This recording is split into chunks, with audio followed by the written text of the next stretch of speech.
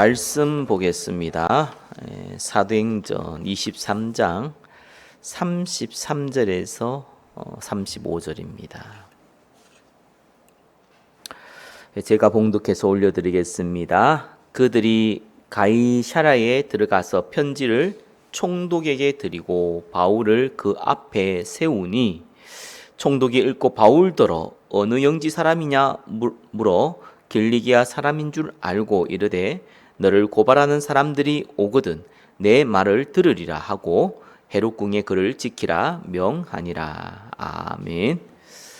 총독 벨릭스 앞에 서게 된 바울이라는 제목으로 말씀 증거하겠습니다. 바울이 이 유대인들에게 예루살렘에서 복음 증거하려고 사실상 예루살렘에 왔습니다. 물론 로마도 가야겠지요. 그러나 사실상 복음이 제대로 증거되지 않았습니다. 성경에 나와 있는 정도만 있다면은 거의 20-30분도 복음이 증거되지 않았을 겁니다. 중간에 사실은 가로막혀 버렸죠. 이스라엘 사람들이 예루살렘 성전에 있는 사람들이 아예 바울을 말을 못하도록 해버렸습니다. 바울도 사실상 이들에게 복음 전하기를 포기했죠. 더 이상 증거할 수 없다는 것을 알게 되었습니다. 그래서 이제 본인이 부활을 얘기함으로 말미암아 사두개인들 또 바리새인들 간에 서로 다투게 만들어 다행스럽게 또 위기를 모면하게 되었습니다. 자, 그리고 나서 이 천부장이 이제 바울을 이제 보호하기 위해서 자기가 있는 곳으로 데려왔죠. 자, 이때 유대인들이 어떻게 하면은 바울을 죽일까 이 고민 가운데 있다가 하나님의 선한 계획으로 이제는 총독 앞에 서게 되는 그러한 시한표 가운데 응답받게 됩니다. 자, 오늘은 12절에서 사도행전 23장 12절에서 35절까지 우리가 인도받겠습니다. 하나님께서 바울을 통하여서 여러 가지 과정을 겪게 하면서 로마의 복음 증가는 중요한 여정을 오늘 확인하시고 우리의 전도자의 인생도 다시 한번 우리의 여정을 돌아보는 응답의 시간 되시기를 예수 그리스도 이름으로 축원합니다. 첫 번째입니다. 바울을 죽이려는 유대인들의 음모입니다. 12절에 보니까 날이 새매 유대인들이 당을 지어 맹세하되 바울을 죽이기 전에는 먹지도 아니하고 마시지도 아니하겠다 하고 이같이 동맹한 자가 40여 명이더라. 자, 이런 이 상황요. 내가 바울을 안 죽이면은 내가 먹지도 않고 마시지 않겠다 이라는 사람이 40명 나왔습니다. 이건 인류 역사상 사실상 이런 건 찾아볼 수가 없습니다. 왜냐하면은 불법적인 살인을 하겠다는 거예요. 그것도 조직적으로. 보통 이런 일을 벌일 때에는 굉장히 큰 가족이나 자기 본인과 가족과 가까운 사람에게 큰 육신적인 피해를 입혔을 때 사실은 이제 니 죽고 나 죽자 자 이런 식으로 해서 이제 달려드는 경우가 있지요. 그러나 어떤 사상 때문에 어떤 다른 사람의 이론 때문에 생명을 건다. 간혹 이상한 사람들이 나올 수 있어도 이렇게 40명이 되는 사람들이 아예 팀을 짜서 조직적으로 그것도 본인들이 이렇게 바울을 죽이면은 바울은 로마 시민권자잖아요. 그들도 죽을 수 있습니다. 로마 법에 의해서 그거 상관없이 죽이겠다. 자, 이렇게 나온 거예요. 자, 이거는 굉장한 원한을 갖고 있다는 건데 이 유대인들이 율법을 지키지 아니한다. 그리고 율법을 또 얘기하고 가르치는 위치에 있었던 사람이 그걸 배신하고 다른 사상 가르친다. 이거를 용납할 수 없는 겁니다. 그래서 지금 이스라엘과 이란 이제 전쟁이 좀 마무리되어졌는데 그것이 이제 그 민주국가의 그 관념, 이제 미국 중심의 있는 나라의 입장에서 보면은 이제 이스라엘은 선이고 이란은 악이다라는 이제 그러한 사상들이 많이 있습니다. 근데 반대로 보면은 반대로 생각해 보면 이란의 입장에 생각해 보면은 이건 좀 많이 황당한 일이긴 하죠. 왜 그러냐니까 그 이란은요 핵 확산 억제 그 단체에 가입돼 있습니다. 세계 국제 기구에. 그렇기 때문에 핵을 사실상 만들면 불법이에요. 안 만들겠다고 가입돼 있으니까. 근데 이스라엘은 가입돼 있지 않아요. 근데 이스라엘은 핵을 갖고 있거든요. 자, 그걸 보면은 객관적인 입장에서 보면은 이스라엘이냐 이란이냐 선입견을 좀 버리고 보면은 불법을 행한 쪽은 이스라엘이거든요. 근데 이스라엘이 입장에서 보면은 이란을 공격하는 게 너무 당연한 일이에요. 왜? 그들은 이 이란 중동에 있는 다른 모든 민족들을 사람으로 보지 않거든요. 그렇기 때문에 뭐든지 다 활용해서 죽여야 되는 겁니다. 자기들이 생명이 앞으로 위협될 거라고 생각이 들면은 물론 그 이스라엘 총리의 개인의 뭐 비리나 뭐 이런 입장에서 뭐 그런 전쟁을 일으켰다 이런 사람들도 있던데 문제는 이스라엘 모든 전쟁이 일어나고 나니까 이스라엘 사람들이 다 거의 다 동조를 하거든요. 그게 이제 안 보이는 사상들이죠. 이스라엘 민족이 그런 민족입니다. 그래서 이스라엘, 이란 누가 잘했냐 못했냐 이 얘기를 하는 게 아니라 이스라엘 민족이 그래요. 그렇게 사상을 가지고 왔습니다. 자기들이 용납 못하는 몇 가지가 있습니다. 그 중에 하나가 예수를 전하는 겁니다.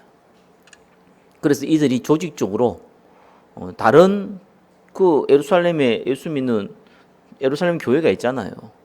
근데 그들에게는 그렇게 핍박하지 않았어요. 왜 그러냐니까 영향력이 적거든요. 근데 바울은 바리새인 중에 바리새인이었고, 그죠? 이 바울의 그 입지가 사실은 많은 유대인들의 영향을 끼칠 수 있는 그러한 위치입니다. 그러니까 그 사람이 자기 민족을 배반하고 예수를 따랐다. 예수님도 어떻게 보면 육신적으로 유대인인데 자기들이 믿고 있는 메시아, 예수는 메시아가 아니라고 생각하니까 그거 하나 틀렸다고 해서 이렇게 생을 걸고 죽이려고 했어요. 그것도 한두 사람이 아니라 40명이 되는 사람이. 자, 이렇게 어느 정도 바울을 향해서 이렇게 원한을 갖고 있고 이들이 또 율법에 대해서는 어느 정도 생각하고 있는지를 확인할 수 있는, 볼 수 있는 내용이죠. 14절에 보니까 대제사장들과 장로들에게 가서 말하되 우리가 바울을 죽이기 전에는 아무것도 먹지 않기로 굳게 맹세하였으니 이제 너희는 그의 사실을 더 자세히 물어보려는 척하면서 공회와 함께 천부장에게 청하여 바울을 너희에게로 데리고 내려오게 하라. 우리는 그가 가까이 오기 전에 죽이기로 준비하였노라 하더니. 자, 이렇게 바울을 죽이려고 집단적으로 살해 음모를 이게 하기 위해서 모였는데 위에서 아래로 내려온 일이 아닙니다. 권력 있는 자가 그거를 만들어서 이렇게 아래 사람에게 시킨 게 아니고요. 밑에서 위로 올라간 겁니다. 평범한 시민들 중에서 열성분자들이 모여서 오히려 정치력과 권력을 갖고 있는 대제사장들과 장로에게 가가지고 제시를 한 거예요. 너희들이 대제사장과 장로들이 너희들이 바울을 직접 죽일 수는 없지 않느냐. 우리가 대신 죽여줄게. 대신에 너는 당신들은 천부장에게 가가지고 바울을 데려오라고 부탁해라. 그러면은 오기 전에 우리가 그를 암살하겠다. 이렇게 얘기한 겁니다. 그러니까 대제사장들과 장로들도 거기에 동조한 것이죠. 다 같은 한 마음인 거예요. 그래서 나는 살해하고 우리는 법적 처분을 받겠다. 우리는 상관없다. 대제사장 장로들은 너희들은 그렇게 못할 거니까 판만 깔아달라 이렇게 한 겁니다. 굉장히 단순히 그 돌발 행동이 아니라 철저하게 계획되어진 교활한 그러한 이제 조직적 움직임을 하였지요. 16절에 바울의 생질이 그들의 매복하여 있다 함을 듣고 와서 영내에 들어가 바울에게 알린지라. 자, 여기서 하나님의 중요한 이 개입이 나오죠. 왜 이 바울을 죽이려고 했던 이 살해 음모, 바울을 끌어내려서 중간에 암살을 하려고 했던 이 살해 음모를 바울의 생지 조카죠. 조카가 알게 되었습니다. 그래서 바울에게 알렸죠. 자, 이는 하나님께서 바울의 생명을 보호하시려는 중요한 개입이자 동시에 어떤 일이 있습니까? 로마로 가기 위한 그죠? 과정을 하나님께서 주신 거예요. 천부장이 바울을 데리고 있다가 천부장이 나중에 이 총독 베리스 앞에 편지를 쓸 때도 바울은 법적인 죄가 없다고 얘기했어요. 그러니까 천부장 입장에서 바울을 풀어줄 수 있습니다.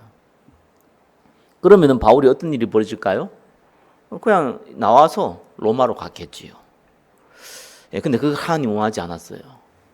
왜냐하면요, 로마라는 곳이요, 그냥 가서 복음 전하기가 만만치가 않습니다.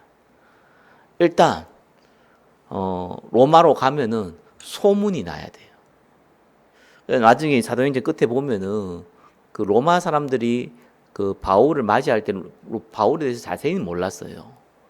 그런데 재미있는 거는 이 사건들 때문에 이 과정뿐만 아니라 나중에 가이사 앞에 황제 앞에 항소하죠. 그때는 이제 벨릭스 총독이 아니고 또 베스도 총독으로 바뀌어 있지요. 그러면서 결국은 이제 배 타고 군인의 보호를 받아서 로마로 가게 됩니다. 소문이 어디서 나겠습니까? 교회에 나지 않습니다. 우리 이런 사건은요. 교회를 통해서 바울이 고통받아서 저 로마로 간다. 그럼 로마에 있는 교회 사람들이 바울을 보려고 이렇게 소문이 나면 좋겠는데 오히려 그런 건 그렇게 소문 안 나요. 어디 소문나냐? 오히려 불신자들한테 소문이 납니다. 로마 권력층들에게 소문이 납니다.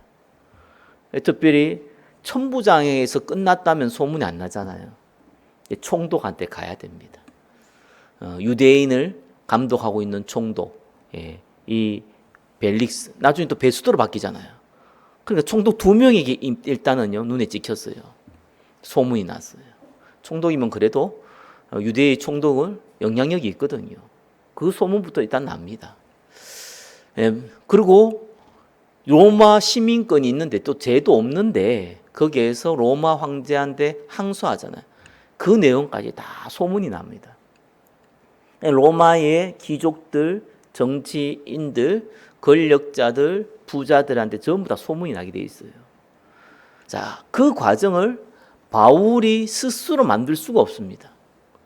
그래서 하나님이 그 과정을 이제 거치게 하는데 그 과정 가운데 이 일이 벌어진 거예요. 바로 이 바울을 죽이려는 40명의 이런 암살자들이 생긴 겁니다. 그래서 우리가요 사건, 문제 이렇게 확인하게 될 때에 어떻게 보면 그 사건 문제 자체는요 뭐 지나가는 걸 수도 있고 또 과정일 수도 있고요. 아니, 과정인 과정인데 좀 어려울 수도 있고요. 또 뭐 이 문제 가운데 뭐 특별한 뭐 하나님의 계획이 있냐 이렇게 질문해도 별 계획도 없는 것 같고요. 이런 경우가 많이 있습니다. 그러나 지나고 보면은 굉장히 응답의 통로가 됩니다. 우리가 알고 있어야 돼요. 그래서 지금 우리가 응답을 볼 때에 응답인 줄 알았는데 지나고 보니까 다 손해가 되는 일이 있고 손해인 줄 알았는데 지나고 보니까 다 축복인 통로도 있잖아요. 그래서 우리는 성령의 인도 받을 때에 문제, 사건, 환경에 우리가 붙잡힐 이유가 전혀 없습니다. 한 가지를 변치 말아야 돼요. 우리가 복음자는 전도자로 부름받았다는 거. 그러면 하나님이 끌고 가세요. 어떤 방법으로든지. 우리 능력으로는 안 됩니다. 근데 하나님은 끌고 가세요. 근데 그걸 잃어버릴 뿐만은 사실상 쓰임 받지 못하는 거죠. 그 차이밖에 없습니다. 자, 이렇게 하면서요, 바울의 생질이 조카죠 바울에게 이 암살 계획을 알림으로 말미암아 바울의 생명을 보호할 뿐만 아니라 로마 행을 위한 그 다음 단계를 가기 위한 중요한 전환점이 되었죠.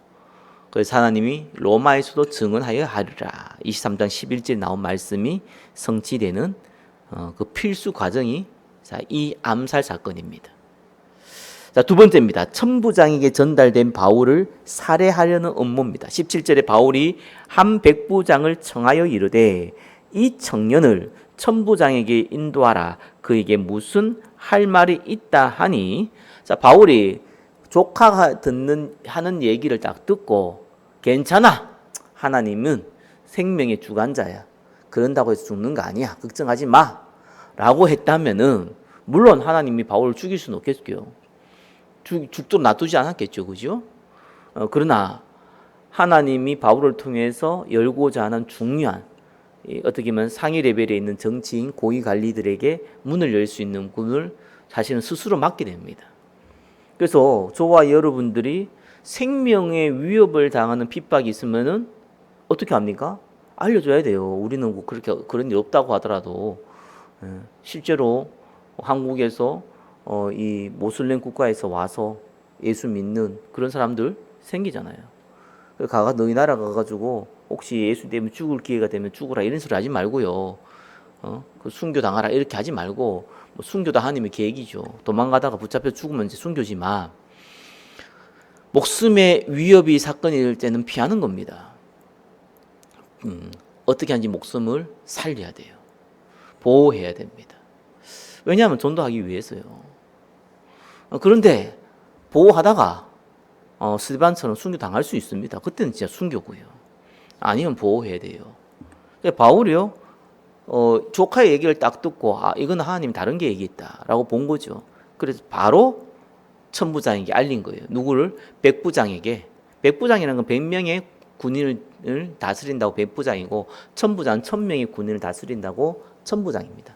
그러니까 천부장 밑에는 백부장이 한 10명 정도 있겠죠. 딱 그렇게 숫자가 맞는 건 아니라도 보통 그렇게 돼 있습니다. 그 백부장에게 이제 바울이 이제 자기 조카를 좀 데려가서 천부장이 좀 데려가라라고 부탁을 한 거예요. 자, 18절에 천부장이 데려가서 이르되 제수 바울이 나를 불러 이 청년이 당신께 할 말이 있다 하여 데리고 가기를 청하더이다 하매 천부장이 그의 손을 잡고 물러가서 조용히 묻되 내게 할 말이 무엇이냐. 자, 이때부터는 하나님이 하십니다. 자, 천부장이요, 사실은 이런 이제 고위 관료한테 바로 직설적으로 얘기할 수 없잖아요. 어쩔 수 없이 바울에게 했고, 바울이 백부장이 얘기했고, 백부장이 또 이 친구를 데리고 가서 천부장이 얘기하잖아요. 벌써 이것만 보더라도 몇 과정이 거치잖아요. 중간에 최소한 백부장은 거치잖아요. 그럼 천부장 혼자 있고 백부장 혼자 있고 거기서 얘기하겠습니까? 주위에 관료들이 다 있단 말이에요. 그러면 바울의 생질이 얘기를 하면은 그 얘기는 다 소문이 금방 돕니다. 정치계는요, 숨길 수가 없어요. 우리도 얘기하면은 며칠 있으면 다 돌잖아요, 얘기가. 하물며 이 세계는 더 합니다. 오늘 얘기하면은 1시간 안에 다 돕니다, 이 얘기가. 근데 천부장이요, 딱 눈치챈 거예요. 그리고 다 물리고요, 이 바울의 조카 딱 데리고 몰래 얘기한 겁니다. 이거는 저와 여러분이 관여하는 일이 아니에요. 관여할 수도 없고요. 바울이 뭐 백부장한테 내 조카가 천부장하고 둘이 있으면 만나게 해주세요. 절대로 얘기하지 말고 이러면 백부장이 더 궁금하잖아요. 그렇게 한다고 되는 게 아닙니다. 그래서 우리가 성령 인도 받게 되면은요, 하나님이 소문 낼 건 소문 내게 하시고 소문 안 낼 건 안 내게 하세요. 천부장이요, 하나님 은혜 준 거죠. 뭔가 있다 이래 싶어서 바울의 조카하고 몰래 단둘이 조용하게 쏙닥 한 겁니다. 그래서 20절이죠. 19절 천부장이 그 손을 잡고 물러서서 조용히 묻되 내게 할 말이 무엇이냐 하고요. 20절에 대답하되 유대인들이 공모하기를 그들이 바울에 대하여 더 자세한 것을 묻기 위함이라 하고 내일 그를 데리고 공회로 내려오기를 당신께 청하자 하였으니 당신은 그들의 청함을 따르지 마옵소서. 그들 중에서 바울을 죽이기 전에 먹지도 않고 마시지도 않기로 맹세한 자 40여 명이 그를 죽이려고 숨어서 지금 다 준비하고 당신의 허락만 기다리나이다 하니. 자, 천부장이 바울의 조카를 통해서 바울을 죽이려는 40명의 이 암살자에 대한 음모에 대한 얘기를 전반적으로 다 듣게 되었습니다. 22절에 이에 천부장이 청년을 보내어 경계하되 이 일을 내게 알렸다고 아무에게도 이르지 말라 하고.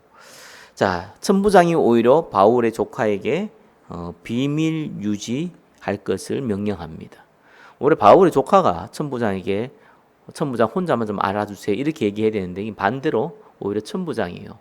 바울의 조카에게 비밀 유지를 하라라고 얘기하고 그래야지만 바울을 안전하게 보호할 수 있었기 때문에 그렇습니다. 자, 이런 내용은 우리가 성경을 통해서 알게 되지만 바울이 또 바울의 조카가 그까지 고민하고 얘기하지는 못한 겁니다. 하나님께서 이렇게 작업을 다 하시는 거죠. 왜? 바울은 벨릭스 총독 앞에 가야 되는 거예요.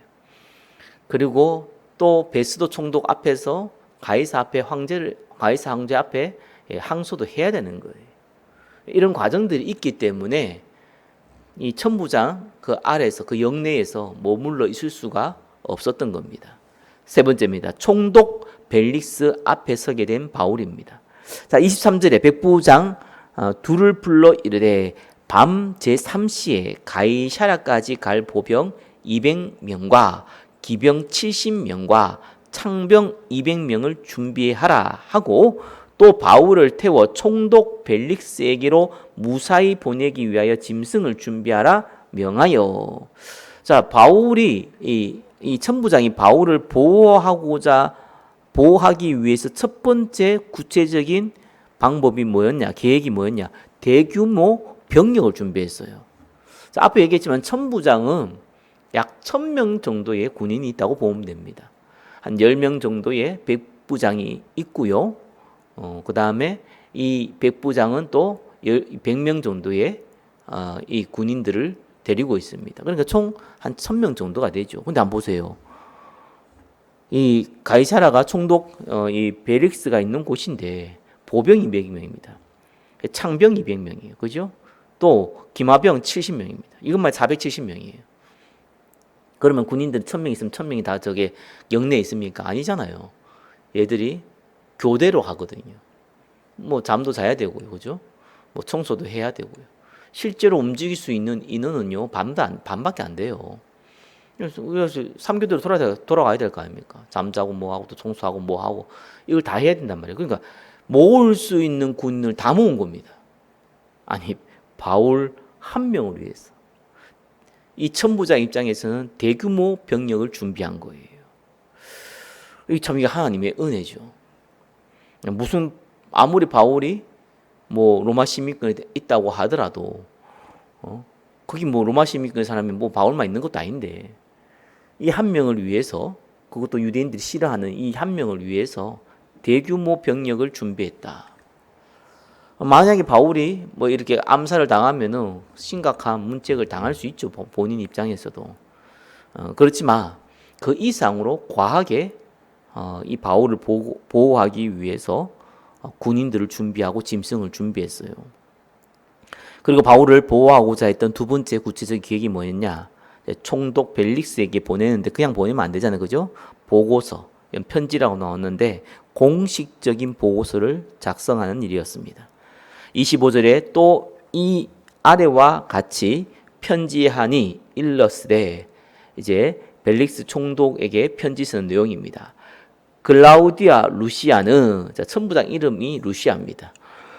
총독 벨릭스 각하에게 문안하나이다. 이 사람이 유대인들에게 잡혀 죽게 된 것을 내가 로마 사람인 줄 들어 알고 군대를 거느리고 가서 구원하였다가 유대인들이 무슨 일로 그를 고발하는지 알고자 하여 그들을 공회에 데리고 내려갔더니 사내들이 공회죠.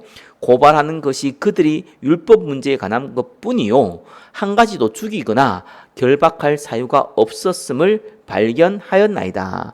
자, 바울이 죄가 없다는 것을 천부장이 먼저 문서를 통해서 공식적인 문서를 통해서 보증해주고 있습니다. 30절에 그러나 이 사람을 해하려는 관계가 있다고 누가 내게 알려주기로 곧 당신께 보내며 또 고발하는 사람들도 당신 앞에서 그에 대하여 말하라 하였나이다 하였더라. 자, 안전상의 이유로 총독에게 내가 보냈습니다 라는 것과 또 총독 벨리스 각하가 직접 재판해 주세요 라는 이제 말을 적은 것이죠.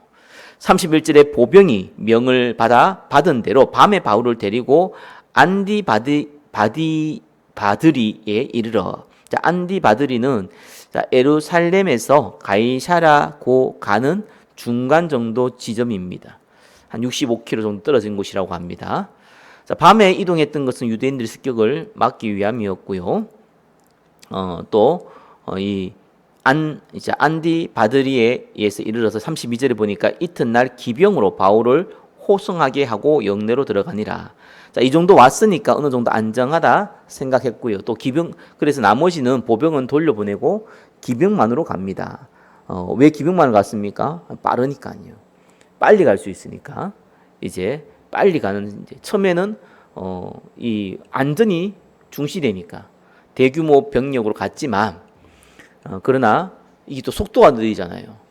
오히려 더 늦으면은 더 어떻게 될지 몰라요. 그러니까 나머지는 돌아가고, 자, 빠른 기병을 통해서 70명을 통해서 바울을 보호해서 이 가이사라에 가게 됩니다. 자, 33절입니다. 그들이 가이사라에 들어가서 편지를 총독에게 드리고 바울을 그 앞에 세우니 총독이 읽고 바울더러 어느 영지 사람이냐 물어 길리기아 사람인 줄 알고. 총독은 총독이죠. 어디부터 물으냐니까 어느 지역 사람인 것부터 물었어요. 그 말은 무슨 말입니까? 내가 관여할 수 있는 관할지인지 아닌지 그거 확인하려는 거예요. 아, 내가 관여해야 되는구나 라는 걸 알죠. 뭐 이때나 지금이나 그죠. 공무원들은 복잡한 일 안 하려고 그럽니다. 자기가 책임이 없으면은. 자기가 책임질 일 아니면 안 하려 합니다. 자기가 책임져야 될 일이구나 이제 확인한 겁니다. 35절에 이르되 너를 고발하는 사람들이 오거든 네 말을 들으리라 하고 헤롯궁에 그를 지키라 명하니라. 자, 헤롯궁은요 가이사라에 있는 헤롯 대왕이 지은 궁전입니다. 이 궁전을 누가 썼냐? 로마 총독이 썼어요. 관저로 사용했죠.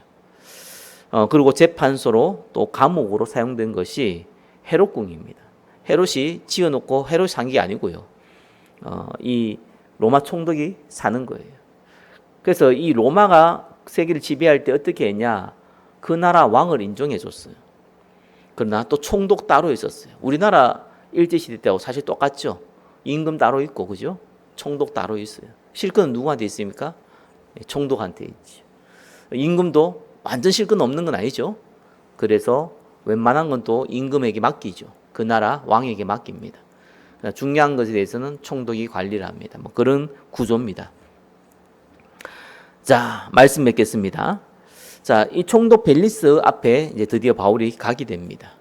이제 나가서 베스도 총독, 또 더 나가서 아그리빠 왕, 또 더 나가서 이제 가이사 왕제까지 이제 가게 되는데, 그 과정에 바울이 지금 이렇게 이 영내의 몸으로 이 감옥에 갇힌 몸으로 지금 계속 움직이고 있습니다.